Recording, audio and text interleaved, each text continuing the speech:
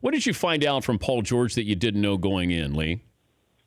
You know, Dan, I think there's been so much said about him, not by him, about what he wanted. And it seemed like what he wanted was to get out of Indiana and to win and to go to Los Angeles. And the reason that never made sense is when you think about where the Lakers are in their own rebuilding process. And if he really wanted to win, to compete for titles right away, I think it begged the question, why the Lakers?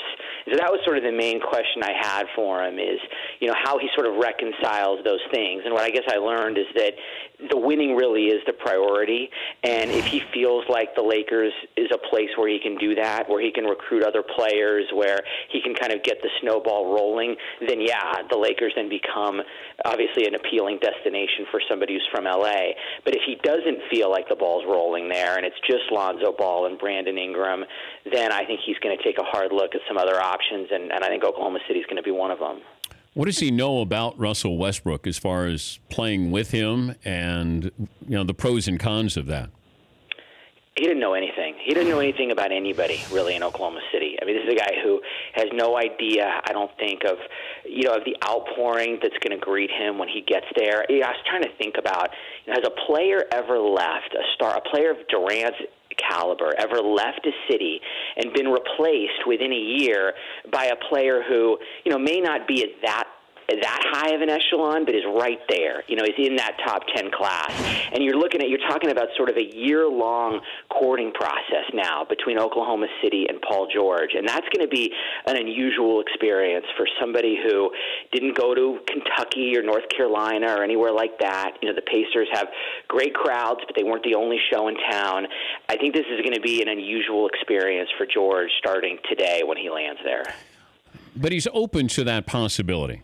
Right? No doubt, yeah. But you didn't think that felt like lip service? Of course I'm going to say that because I don't want to be booed the first night I'm there where I say, no, hey. Well, right.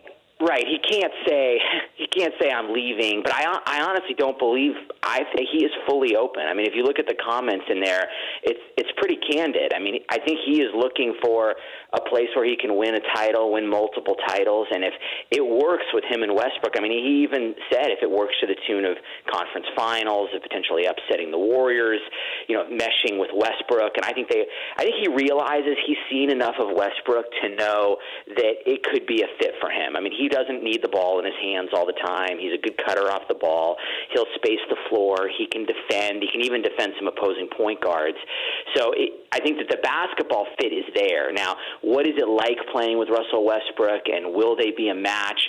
That's all kind of to be determined. And that's why it's hard to read tea leaves with any of these guys a year out. A lot of times we'll look at a player and say his personality fits a city and vice versa. We thought that with Kevin Durant, that his personality, I mean, he was so low-key. He re-signed one day, and it took like a minute. It wasn't a big deal. There was a little bit of a press, we just kind of went, oh, Kevin Durant re-signed. Paul George playing in Indiana, not playing at a basketball powerhouse, is his personality more suited to Oklahoma City than it would Los Angeles? There's kind of a duality to him. I mean, he loves L.A. He idolized Kobe Bryant. You're talking about somebody who feels – I think a lot of players don't really care that much about playing at home. He does have a real connection to where he's from, to his family. But by the same token, he actually grew up in a place that's maybe more like Oklahoma City than what people think of as L.A. I mean, he grew up in Palmdale. He fishes. But I got to say, all of that stuff I think can kind of distract. And, those are sort of, superficial factors. They're things that are fun to talk about. In the end, I think for Westbrook, I think we all looked at it as, oh, well, he likes fashion and he's from L.A. He won't like Oklahoma City. But in reality, Oklahoma City became perfect for kind of the deeper levels of his personality, like, a guy who's slow to trust, a guy who's resistant to change. Oklahoma City became a comfortable home for him there.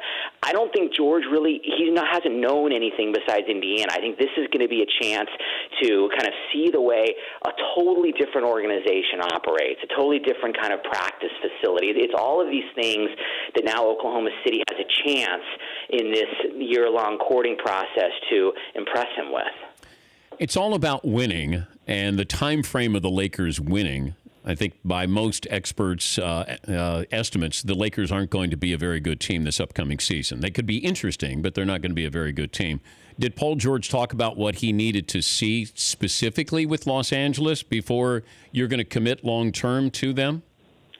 No, I mean, he wasn't getting into like the development of Ingram and Ball, but I think he'll need the sense that he won't be alone. Someone's going to have to be the first one on the boat, if you're kind of looking to put together one of those super teams.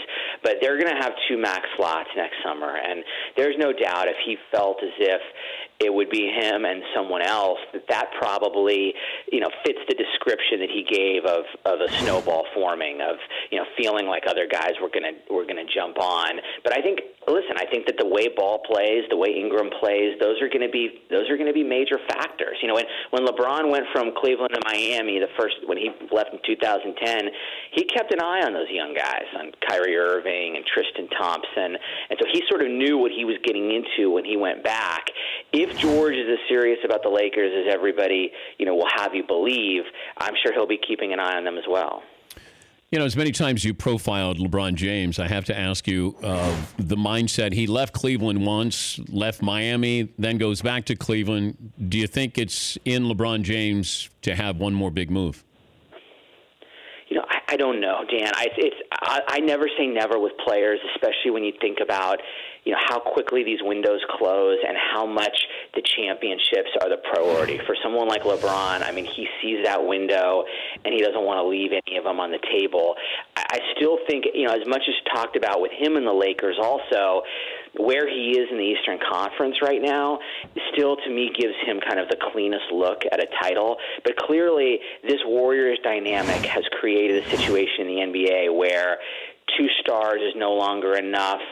3 might be if you have the right cast around you. But to me, the Warriors have sort of changed everything, where I think, everybody's sort of looking around and thinking, are we really going to just play out the string of our careers with the Warriors winning every title, or are we going to kind of be proactive and do something about it to sort of match them? And that's probably, moving forward, I think that'll have to be on LeBron's radar, because this is not someone who just wants to spend the remaining years of his prime finishing second. Good stuff as always, Lee. Thanks for joining us. Thank you, Dan. Take care. That's Lee Jenkins, Sports Illustrated, the profile on Paul George. The Dan Patrick Show, weekday mornings on Audience.